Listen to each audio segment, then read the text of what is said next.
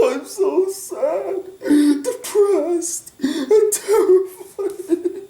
I don't know what to do. Why am I all those things, you ask? I'll tell you. It all started 2 days ago. What? Really? I'm trying to tell a really emotional, sad story, and this is the song you decide to play in the background to set the mood, to set the tone? Oh my. You know what? I'm not telling the story anymore. You ruined the mood. Fuck you. I'm out of here.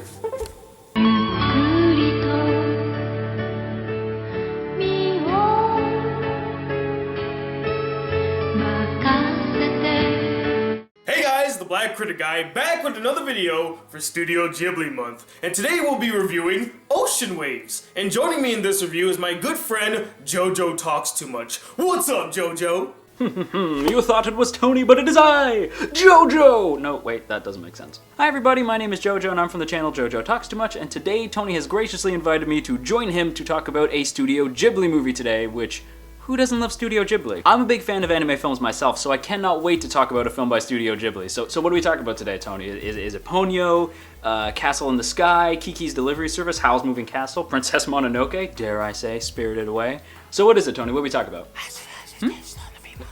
What the hell is Ocean Waves? So Ocean Waves follows a young man named Taku Morisaki who heads back to his hometown of Kochi to attend a high school reunion. And while heading back, he begins to reminisce about his time in high school with his best friend Yutaka and a recent transfer student that he starts hanging out with a lot named Rikako. Now since JoJo likes to talk so much, I'll let him have the first go at this film. Go ahead, JoJo. Okay, so all kidding aside, I totally understand that some of you guys watching have never heard of Ocean Waves. In fact, I hadn't up until Tony asked me to come on today. There's 3 reasons why you probably haven't heard of Ocean Waves and why it's not more popular. 1, the great Hayao Miyazaki had nothing to do with this. 2, this movie didn't even hit the theaters, it was a made-for-TV movie in Japan. And 3, unlike many other Studio Ghibli movies, Disney never distributed this one. So if you live in North America, unfortunately, you can't buy this. So with all that said, is this Studio Ghibli movie underrated or is it best left forgotten? Well, my friends, what we have here is a diamond in the rough. Well, maybe not a diamond per se, more like finding a toonie in the sand.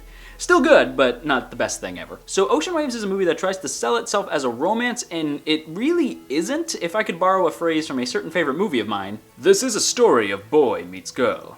But you should know up front, this is not a love story.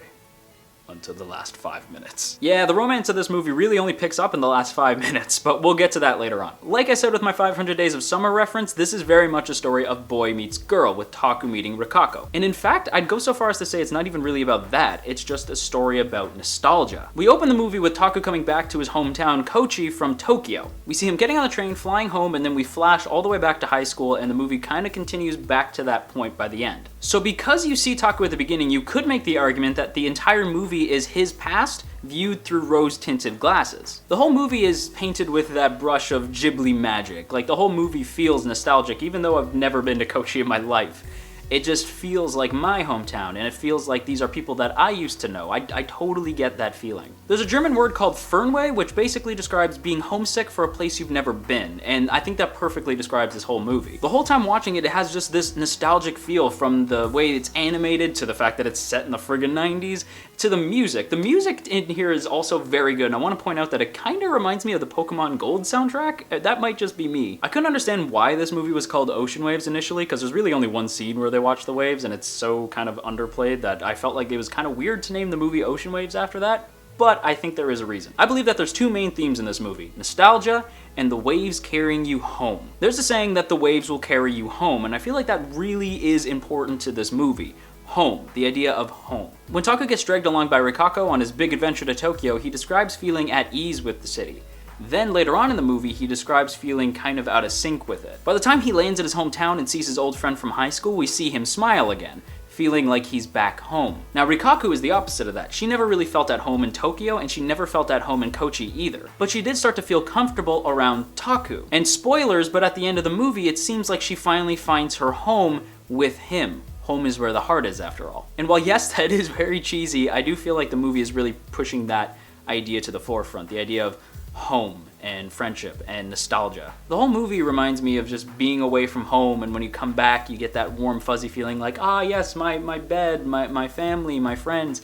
That's kind of what I got from this. I would also really love if Disney could bring this movie over and give it a dub, because it's the kind of movie I would play in the background while doing other things. It's just this very relaxing movie. But bringing that up, I should talk about some of the stuff that's maybe not so great about this movie. As I said, I found this movie very relaxing, but for some people that might come off as boring. The movie unfortunately does chug along at a snail's pace, and even when stuff happens, like the big adventure to Tokyo, nothing really happens. Again, while I found it relaxing, some of you might find it a little bit boring. Likewise, the characters are kind of boring. While I really relate to Taku, and especially the part where he has to sleep in the hotel bathroom, because I've done that and it's as uncomfortable as it looks, the rest of the characters unfortunately are just really boring, and Rikaku is kind of a jerk until the end of the movie. While Taku really carries this film and I related to him a whole bunch, the other characters are just kind of dull, and so because of that I'm gonna have to give it another negative point towards the film. Also, the ending just kind of happens. They have this romantic scene on a train where they don't even really say anything, and then the movie just kind of ends. Now,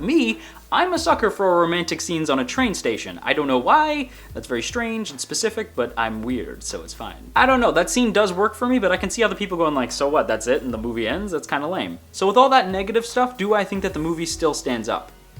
Yes. This is the kind of movie you want to put on during a slow Sunday afternoon, where you're working on stuff, but you do kind of want to watch a movie at the same time. This movie would be perfect for that, but because I don't speak Japanese, it's not a movie I can exactly put on in the background. So Disney, please, I'm begging you, I know you're kicking butt with Marvel and Star Wars right now, but I need you to distribute this and do a really solid dub cast. You just did it for that other Ghibli movie.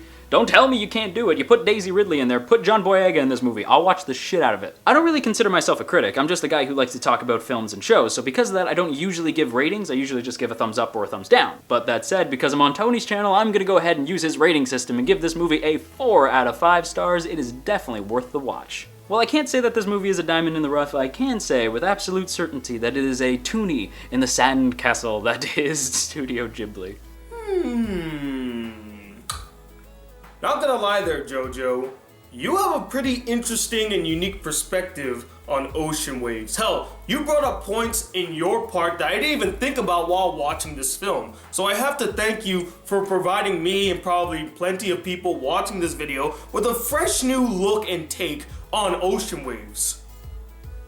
Unfortunately though, my perspective on the film is least favorable than yours. But as always guys, I like to begin my critiques on a positive note. And in this day and age, we're gonna need a shit ton of positivity. So let's talk about all the good qualities of ocean waves. In my personal opinion, the best quality about this film, it might shock you, it's the realism.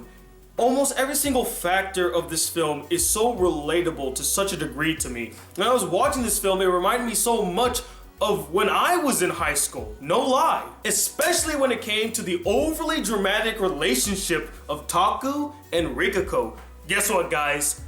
That's high school in a nutshell. I personally felt like the film was holding a mirror up to my face saying, hey, remember this, Tony? Remember when you used to be involved in shit like this? Don't you just miss and love this? Even though I would never want to relive those days. Those are really exhausting, painful days I don't ever want to relive. Not only did I personally know and love girls, much like Rikako in the film, but I have been in the character Taku's situation numerous times that I have lost count. So the film did appeal to me, and it kind of made me feel a sense of nostalgia for times in high school too. So I kind of agree with JoJo on that part. Now though I'm not too fond of the character, I did find Rikako to be quite complex. Yes, she is a total bitch throughout most of this film, but I think that was the point of her character. And you have to understand all the issues, struggles, trials, and tribulations that this character faces throughout the film. I mean, she moves to a new place, she knows absolutely nobody, her parents are getting a divorce, she doesn't want to live with her mom, she wants to live with her dad. I mean, this girl is going through so much issues, and that's not even taking into consideration that she has to be good in high school, she's dealing with hormones and periods and all that stuff. I mean, she's living a pretty tough life, and she's just looking for support. I think that's why she latches on to Taku. She found somebody that she can actually like latch onto and find support with. That's why she's always wanting Taku to be around. But as she hangs out with him more and more, she starts forming feelings for him and wanting him to be close and near, even though he himself is not seeing it. He's seeing it in the high school guy's perspective of, hey, this girl's just using me. She's being a total bitch. Why is she not being honest with me? Even though he's not trying to understand things from her perspective. And okay, let's see here. What else did I like about Ocean Waves?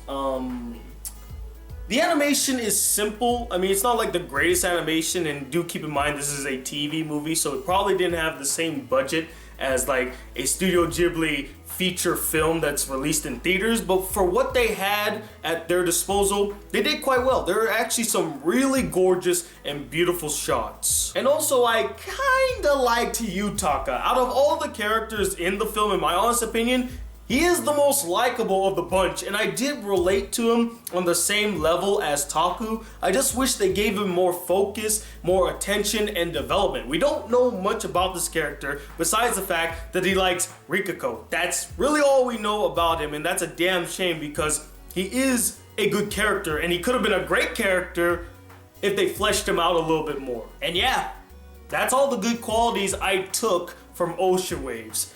Now we gotta address some of the issues. The first and probably biggest issue with this film deals with its soundtrack, most specifically the placement of the musical scores throughout the film. Now I won't lie, at first I really dug the soundtrack. It did sound vastly different compared to all the other Studio Ghibli films that came before it, which makes a whole lot of sense since this had a different composer than all the other Studio Ghibli films, which kind of had the same composer for all of them. So it definitely had a unique touch to it, and it had a very oceany vibe, which is very fitting for a film called Ocean Waves that takes place near the ocean. But as the film went on, the music became a bit repetitive and draining. I was just like, okay, can we cut off the synthesizer and try something different now? But what absolutely killed the soundtrack for me was its piss poor and tone deaf placement of the score throughout the film. They would place music in some of the most inappropriate places imaginable that did not fit the tone or weight of the scene in which it was in, and thus ruin any sort of emotional weight that the scene had or any sort of emotional investment that the audience could have had in the scene. A perfect example of this is there's this one theme that pops up prevalently throughout the film that goes in fact, I played it at the beginning of this video in order to express my frustration with this theme and how it would rear its ugly melody into a scene that it did not belong in, and the scene would have been far better had it not been in it. There are two instances where this theme would just pop up and ruin the entire scene, and the scene would have been great without it. The first one is when Rikako goes and visits Taku in his hotel room. They're kind of having a moment, an emotional moment, and I thought, oh my god, this could be a really powerful and emotional moment. God damn it, really? Could you not have just left that scene alone? The music, you didn't even need music to express the emotions that was going on in the scene. You ruined it. You ruined it with that song. And then at the end of the film, there's a reunion that happens somewhere, and I was like, oh, this could be a really emotional scene. I hope they picked the right song.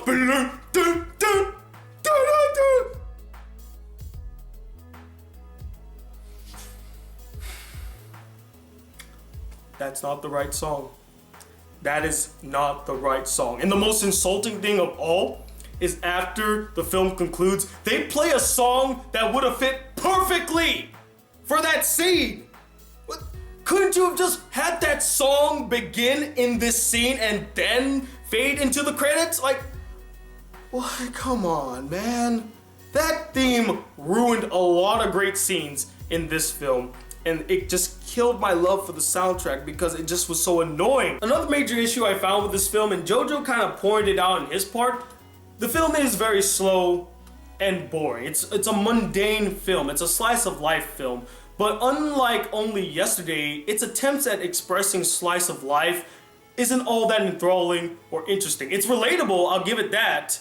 It's realistic, it's just not engaging or entertaining, and it could be due to the fact that the story isn't all that interesting and the characters are pretty weak and unlikable. A majority of them are unlikable.